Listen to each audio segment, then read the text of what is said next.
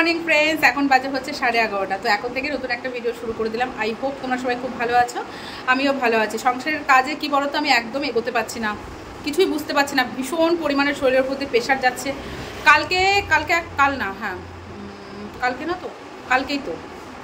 কালকে বেশ তাড়াতাড়ি কাজ হয়ে গেছিলো, কারণ রান্নাবান্না সেরকম ছিল না। ধরো পঞ্চমী ছিল আমাদের, তো কালকে কাজ বাজ সেরে তারপর গেছিলাম হচ্ছে মেয়েকে আনতে। কত সুন্দর লাগছিল, কিন্তু আজকে আর সেটা হয়নি। আজকে জিমে গেছি হচ্ছে 7:30, একটু আগেই গেছি। মানে স্যার ছিল না বলে আমাদের জিমের তো কাজ হয়েছে, কিন্তু গল্পটা বেশি হয়েছে, যার জন্য 9:30 পর 9:30 কি 9:40 এরকম টাইমে জিম থেকে বাড়ি এসেছি। আসার পর সেই যে কাজবাজ করছি, ভাতটা অন্তত শুধু হয়েছে, আর কিচ্ছু এগোতে পারিনি। এখনও বাসি বিছানা পড়ে আছে। এখন মেয়েকে নিয়ে আসলাম, এসে বসে আছি, ভালো লাগছে না, সত্যি বলছি, একটুও ভালো লাগছে না। আমার শরীর আর দিচ্ছে না, জানো তো, পারছি না। হয়ে গেছে, হয়েছে, ঠিক আছে কর। এখন স্যার ফোন করেছিল, মেয়ের পড়ার স্যার, বললো কালকে তো লাস্ট পরীক্ষা, কালকে হিন্দি পরীক্ষা, স্যার তো হিন্দি পড়ায় না। তা বলছে যাবো কি যাবো না। আমি স্যার ঠিক আছে, আসতে হবে না। স্যার আসলে কি হতো বলো তো, আমাকে আরও বেশি তাড়াহুড়ো করে আমাকে কাজ কমপ্লিট করতে হতো, বিছানা ঘরটা মুছে কমপ্লিট করা। আমি স্যার ঠিক আছে স্যার, আসতে হবে না, থাক। তো এখন মেয়ে আসুক, মেয়েকে এখন খেতে দেবো, খেয়ে আমি বাদবাকি কাজগুলো কমপ্লিট করব। কত কাজ ভাবলেই যেন কেমন লাগছে। আসার সময় পিয়াদের বাড়িতে চাবি রেখেছিলাম, আসার সময় পিয়ার মা আবার কী যেন দিয়ে দিয়েছে, তারাও দেখাই তোমাদের। আর আমি কি রান্না করবো কি জানি, কত কিছু ভাবনা চিন্তা করেছি, কিছুই এখন এগোতে পারলাম না। আমার কলা দিয়েছিলাম টিফিন, কেন খাসনি? আমার কলা দিয়েছিলাম, কলাটা খেয়ে নিবি। এখন আয়, হাত পা ধুয়ে আয়, পরে স্নান করবি। হ্যাঁ, ওই মনে হয় আন্টি চিংড়ি মাছ দিয়েছে, চিংড়ি মাছ দিয়ে খেয়ে নে। এই খুলে দেখছিলাম যে বৌদি কি দিয়েছে। তো বৌদি হচ্ছে এই দেখো চিংড়ি মাছ, আমি একটু টেস্ট করেছি। বৌদির এই চিংড়ি মাছটা বেশ ভালো বানায়, পেঁয়াজ দিয়ে বানায়, তো যাই হোক। আর দিয়েছে হচ্ছে ট্যাংরা মাছ, কাত হয়ে গেছে, এই জন্য একটু ঝোল পড়ে গেছে, ট্যাংরা মাছের ঝোল। আর আমি কি রান্না করব বন্ধুরা, কিছুই ভাবনা চিন্তা করতে পারছি না। এখানে আলু আর পটলটা কেটে রেখেছি, এটা পোস্ত দিয়ে করব ভেবেছি, এখনও করিনি। এখানে বেগুন কেটে রেখেছি, এখানে দেখো ফ্রিজ থেকে মাছ বের করাই আছে, এখনও ধরিনি, শুধু ভাতটা হয়েছে। আর এখানে হচ্ছে একটুখানি কুমড়ো পেঁয়াজ দিয়ে ভাজা করেছি, ওটা কেউ তো খাবে না, শুধু আমার জন্য, ব্যাস এটুকুই শুধু আমার হয়েছে। এখনও সমস্ত কাজবাজ পড়ে আছে, দেখেছো, এই দেখো, ভগবান কখন গোছাবো। চলো বন্ধুরা, ঝটপট কাজ কমপ্লিট করি। আজকে জামা কাপড়গুলো সব ধুয়ে দেবো, এখন জল চলে এসছে, ঠিক আছে। কিছুক্ষণ আগে যখন বেরোবো তখন মুষলধারায় বৃষ্টি হলো, আবার এখন দেখো রোদ উঠে গেছে। এর জন্য তো আর রাস্তায় এত জ্যাম, মানে স্কুল যেতে গেলে পাক্কা তোমার 20 মিনিট হাতে লাগছে, 20 মিনিট 25 মিনিট এত রাস্তায় জ্যাম। ঠিক আছে চলো টাটা, আগামী কাজগুলো আগে সেরে নিই, তারপর তোমাদের সামনে আসছি। করেই দেখো মেঘ করে আসছে, পুরো অন্ধকার করে এসছে।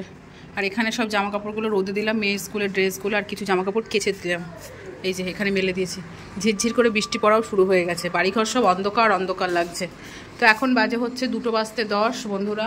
এখনও পর্যন্ত আমার কাজবাজ কিছু কমপ্লিট হয়নি, শুধুমাত্র রান্নাটা কমপ্লিট হলো। এখন রান্নাঘরটা পরিষ্কার করব, এই ঘর মুছবো। ওই ঘরটা মুছে দিয়েছি, মেয়ে পুজো দিয়েছে, মেয়ে এখন টিভি দেখছে, মেয়ে স্নান টান হয়ে গেছে, শুধু ঘর মোছা, রান্নাঘরটা পরিষ্কার করাই বাকি আছে। বাসনও মেজে নিয়েছি, শুধু কড়াইটা মাজবো, তাহলেই হয়ে যায়। তো চলো, আজকে লাঞ্চ মেনু তো ধামাকা লাঞ্চ মেনু, কি বলবো, অনেক আইটেম হয়ে গেছে। তো এখানে হচ্ছে ভাত, এখানে আছে আলু পটল পোস্ত, এখানে পেঁয়াজ দিয়ে কুমড়ো ভাজা, বৌদি দিয়েছিল বেগুন ট্যাংরা, ওটা আছে। এখানে মেয়ে সকালবেলায় খেলো চিংড়ি মাছ দিয়ে, আর কিছুটা রেখে দিয়েছে দুপুরে খাবে বলে। আর এখানে আমি করেছি হচ্ছে 4 পিস কাতলা মাছ ছিল, আর হাফ মাথা ছিল কাতলা মাছের, ওটাকেই পেঁয়াজ রসুন দিয়ে একদম মাংসের মতো কষা করে করেছি, এই জন্য আলু দিইনি, যেহেতু আলু পটলের মধ্যেও আলু আছে। আর এইটা হচ্ছে কি বলতো, এইটা হচ্ছে চুনো মাছ, বেগুন একবারে সব কিছু মেখে কড়াইতে বসিয়ে দিয়েছি, আলু আছে, বেগুন আছে, পেঁয়াজ ধনেপাতা সমস্ত উপকরণ দিয়ে মেখে বসিয়ে দিয়েছি। তো এটা আছে, ঠিক আছে। তো চলো কাজগুলো কমপ্লিট করি। নুন ফ্রেন্ডস, হাতে দইয়ের বাটি, আমাদের লাঞ্চ পুরোপুরি কমপ্লিট। এখন দই খাচ্ছি, মেয়ের দই খাওয়া হয়ে গেছে, তাই ভাবলাম যে আমিও বাটিতে করে নিচ্ছিলাম, তারপর ভাবলাম যে না, আজকে আর দই বাঁধবো না, এই জন্য পুরো দইয়ের বাটির মধ্যেই নিয়ে নিচ্ছি যেটুকু আছে। তো মেয়ের আজকে হচ্ছে SST পরীক্ষা হলো, কেমন হয়েছে সেটা তোমার সাথে বলি। এদিকে কম বেবি কম, কেমন হয়েছে বলো? ভালো। কেসা হুয়া? সব লিখেছিস? হ্যাঁ। না ছেড়েছিস? একটাও ছাড়িনি। ভুল কটা হবে? আমি কি জানি, একটাও ছাড়িনি, ভালো পরীক্ষা দিয়েছে, কিন্তু ভুল কটা হবে ও জানে না, বুঝতে পেরেছো তো ব্যাপারটা।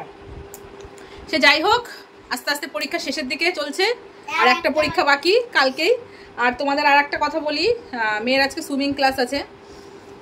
এই সুইমিং নিয়ে বাড়িতে বিশাল মেয়ের সাথে আমার ঝামেলা। ঠিক আছে, কালকে একটু ভিডিও করেছিলাম, সেটা তোমরা একটু তোমার সাথে শেয়ার করছি। কালকে একটু ভিডিও করে রেখেছিলাম, তোমরা শুধু একটু দেখো ভিডিওটা। ঠিক আছে, অনেক বোঝানোর পর, তোমাদের বলেছিলাম যে একটু বোঝাবো, তো অনেক বোঝানোর পর সিদ্ধান্তে এসছে মেয়ে যে কি করবে, সেটা তোমরা ভিডিওটা দেখো, তারপরে তোমাদের বলছি। ঠিক আছে, মেয়ে কি সিদ্ধান্ত নিয়েছে, চলো দেখে নাও ভিডিওটা। ততক্ষণ মেয়েকে একটু ঘুম পাড়াই আমি। বাবু বাবু সুইমিংয়ে যাবি না? হ্যাঁ চ, এ বাবা সুইমিংয়ে চ। কেন সুইমিং শিখবি না? হ্যাঁ সুইমিং আর করবি না? সুইমিং আর শিখবি না? ভালো লাগে না আর শিখবিই না?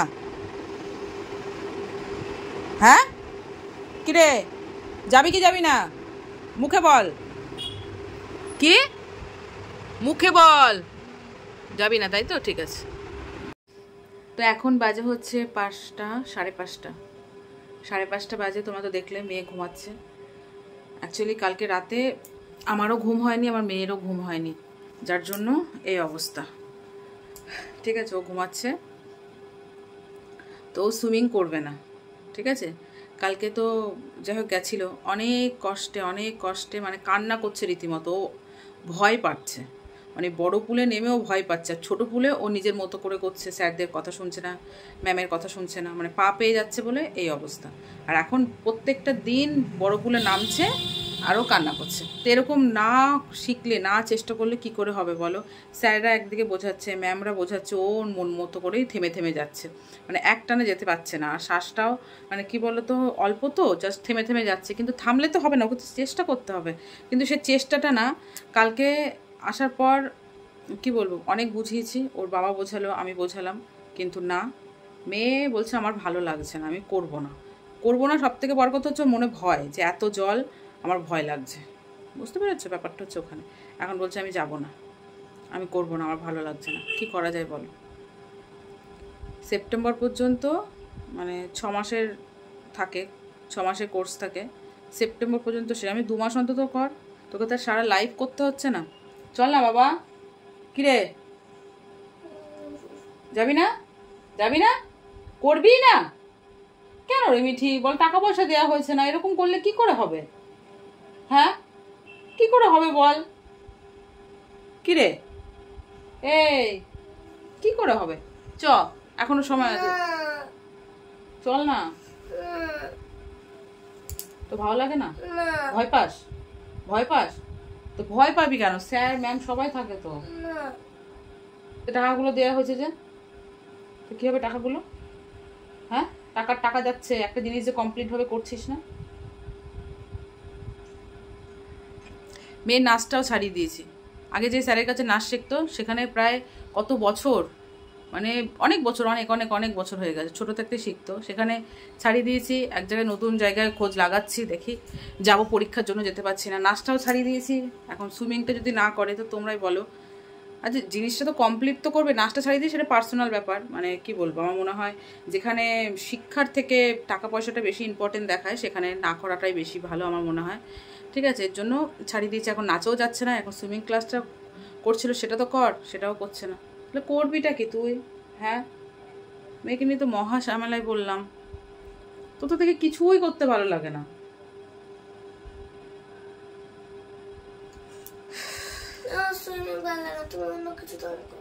সুইমিং ভালো লাগে না, অন্য কিছু তো করবো। অন্য কিছু কি নাচ?